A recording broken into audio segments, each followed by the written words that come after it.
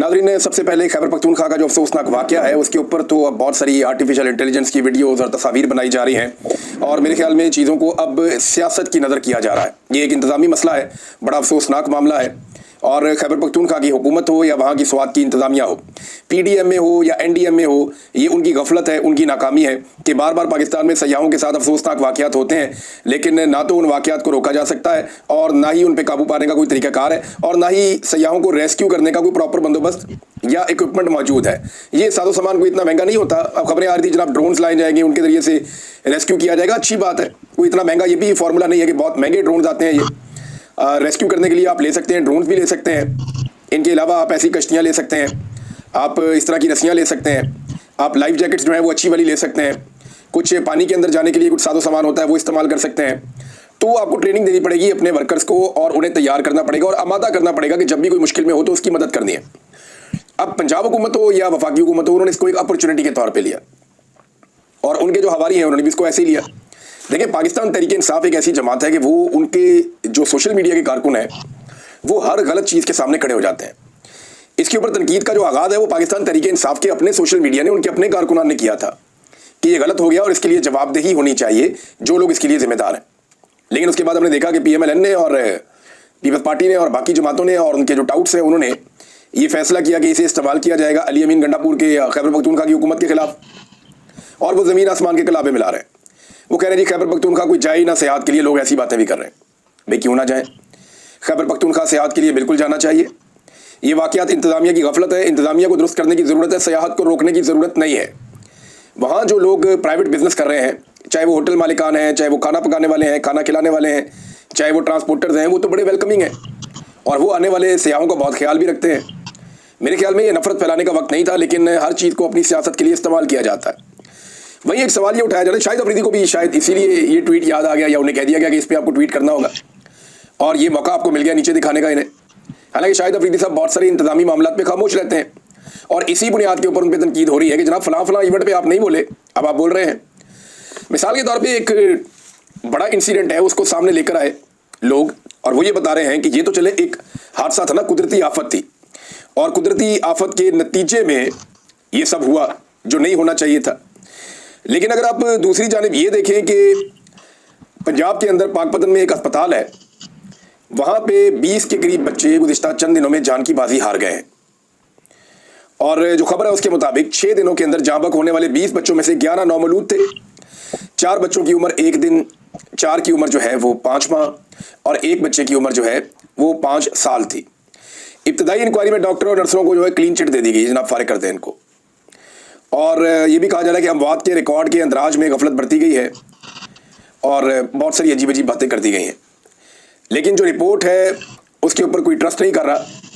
ये डॉन के ऊपर जो है इसके बारे में आर्टिकल भी छपा हुआ है और 6 रोज़ में DHQ पाकपतन में 20 नौमौलूद जान की बाजी हार गए।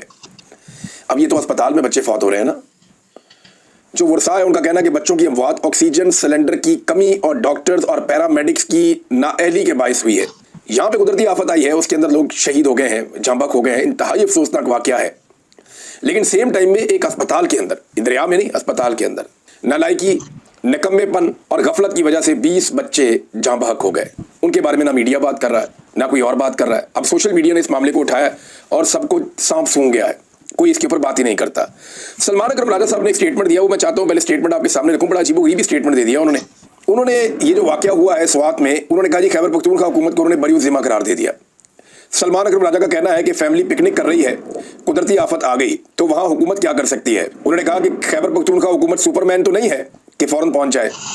बात तो ठीक है, लेकिन उनका वज़ीर आला तो 11 पहाड़ क्रॉस कर देता है और पता नहीं कितने ज़िले क्रॉस कर देता है और वो पहुँच जाता है असेंबली में। तो उसको हम ये तो नहीं कह रहे कि वो दरिया में पहुँच जाए, हम तो ये कह रहे हैं कि सिस्टम बनाओ भाई। हुकूमत ने कोई हर जगह अपने मिनिस्टर तो नहीं भेजने होते। सलमान अकरम राजा साहब ने बड़ी अजीब बात की है, उन्हें पता होना चाहिए कि गवर्नेंस क्या होती है। मैं बड़ा मोतरफ हूँ उनकी काबिलियत का, लेकिन यहाँ बहुत अजीब बात की उन्होंने कि हुकूमत कोई सुपरमैन है कि हर जगह पहुँचे। भी हुकूमत को कौन कह रहा है कि पहुँचे? हुकूमत का काम है कि हर चीज़ को ठीक करे। यहाँ पे जो हुकूमत मौजूद है पाकिस्तान तहरीक इंसाफ की, इससे पहले भी इन्हीं की हुकूमत थी। ये बार बार वाक़यात होते हैं दरियाओं के अंदर, बार बार सयाहों के साथ इस किस्म के वाक़यात होते हैं।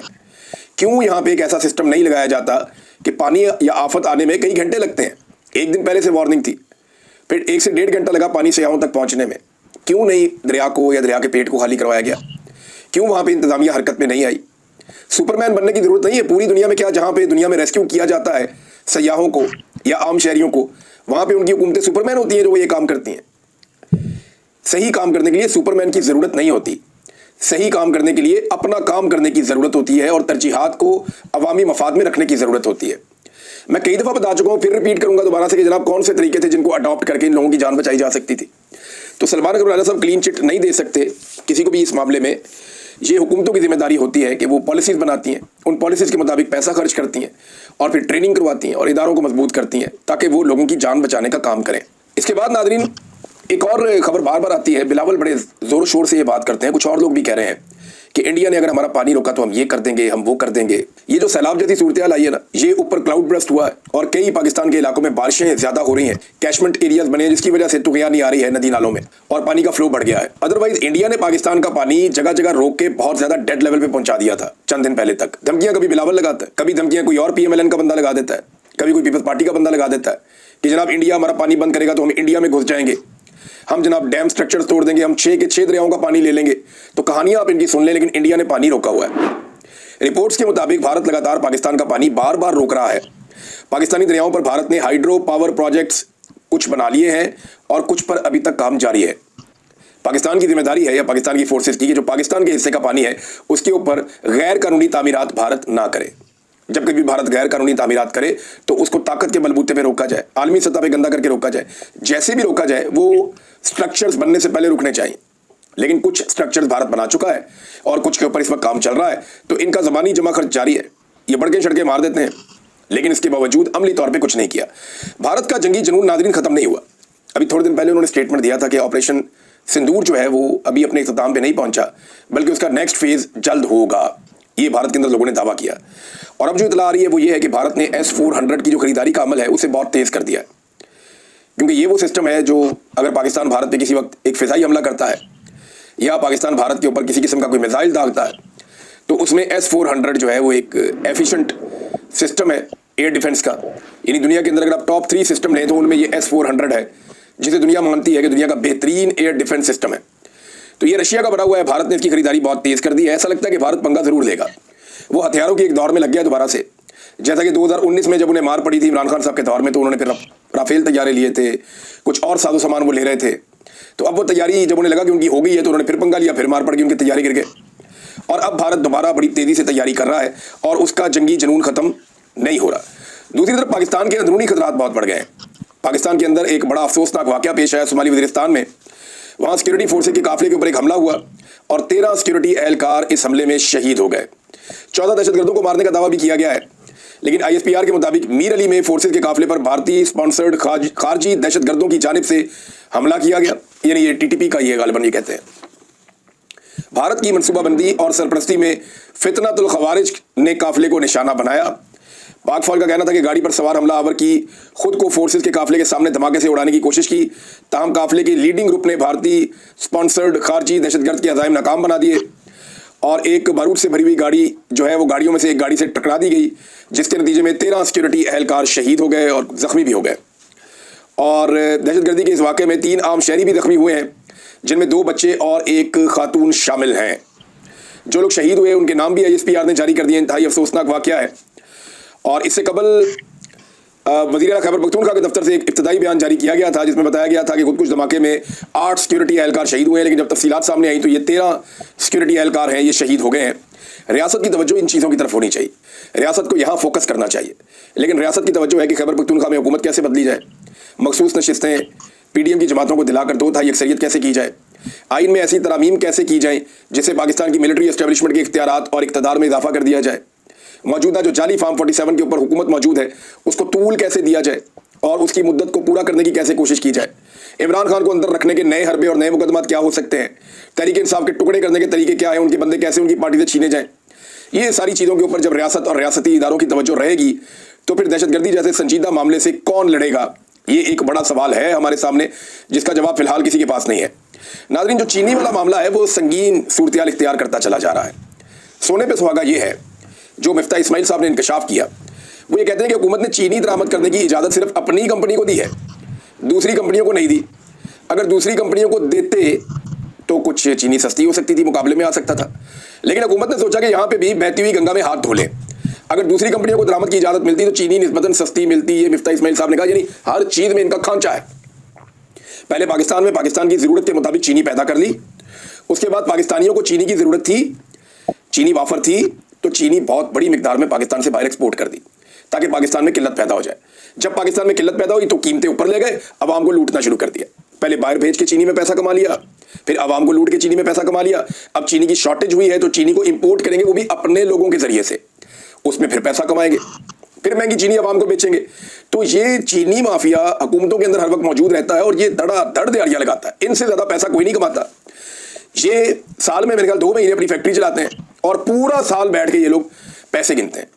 तबाही फेरी हुई है इस माफिया ने पाकिस्तान में, और इनके लिए ऐसा लगता है पूरी पार्लियामेंट जो कमाल है वो इनके लिए काम करती है, पूरा सिस्टम इनके लिए काम करता है। तो चीनी का मामला बड़ा संगीन है। कोई भी ऐसा मुल्क होता ना जहां इंसाफ होता, रूल ऑफ लॉ होता, कानून होता, या कम से कम कोई ऐसा हुक्मरान होता जिसका चीनी के कारोबार से कोई ताल्लुक ना होता, जैसा कि इमरान खान है, तो इस पे इंक्वायरी करके ना तो इन सबको जेलों में भर देता और इन सबको जेलों में जाना चाहिए। आज भी अगर कोई अदालत इसके ऊपर इंक्वायरी करे तो इनका जेलों में जाना बनता है। मरियम नवाज ने एक बड़ा अजीबोगरीब स्टेटमेंट दे दिया नाज़रीन। लेकिन मैं सियासी बात नहीं करना चाहती, लेकिन मैं पॉलिटिकल एनिमल हूं। ये कहावत उठा के ले आई पुरानी, पॉलिटिकल एनिमल। वैसे सोशल एनिमल भी कहते हैं इंसान को, लेकिन यहां पे ये को फिट नहीं होता जुमला। बस एक चीज पता चल जाए, इसको फिट करना है जनाब, मैंने ये भी बोलना है। तो पॉलिटिकल तो ये लोग है नहीं। पॉलिटिकल होते तो पॉलिटिक्स करने वालों का ये हाल करते हैं। जो बंदा अपनी पार्टी का झंडा उठाता है ये उसको अंदर कर देते हैं दहशतगर्दी का मुकदमा देकर। पॉलिटिकल अपने अपोनेंट्स को सबको जेलों के अंदर उन्होंने भरा हुआ है। खवातीन के ऊपर उन्होंने टॉर्चर किया है, जबर जुल्म और फस्तायत के साथ ये इक्तदार में है। तो सियासी तो ये बिल्कुल नहीं है, ना इनकी सियासी सोच है, ना इनकी सियासी तरबियत है, ना ये सियासी नुक्ता नजर रखते हैं। अब आ जाए एनिमल वाले वर्ड पे, उस पर गौर किया जा सकता है क्योंकि जंगल का कानून तो पाकिस्तान में चल रहा है और जंगल के अंदर एनिमल का राज होता है। तो एनिमल वाली बात जो है उसमें थोड़ा वजन ऐसा लगता है कि दिखाई दे रहा है। नाज़रीन, एक और खबर है इंपॉर्टेंट, और वो ये है कि गजा के ऊपर क़यामत टूट पड़ी है। गुज़िश्ता चंद दिनों से जब से इसराइल और ईरान के बीच में जंगबंदी हुई है उस वक्त से लेकर अब तक गजा में ऐसा लगता है कि क़यामत टूट पड़ी है। रोजाना की बुनियाद पर 80 के करीब फ़लस्तीनियों को शहीद किया जा रहा है, जिनमें बच्चे हैं, मदद करने वाले वर्कर्स हैं, भूखे लोग हैं जो खाने की तलाश में मारे मारे फिरते हैं। उनके ऊपर बमबारी की जाती है, उनके ऊपर शेलिंग और फायरिंग की जाती है और निहत्ते फ़लस्तीनियों को बार बार शहीद किया जा रहा है, जबकि सैकड़ों को रोजाना की बुनियाद पर जख्मी कर दिया जाता है।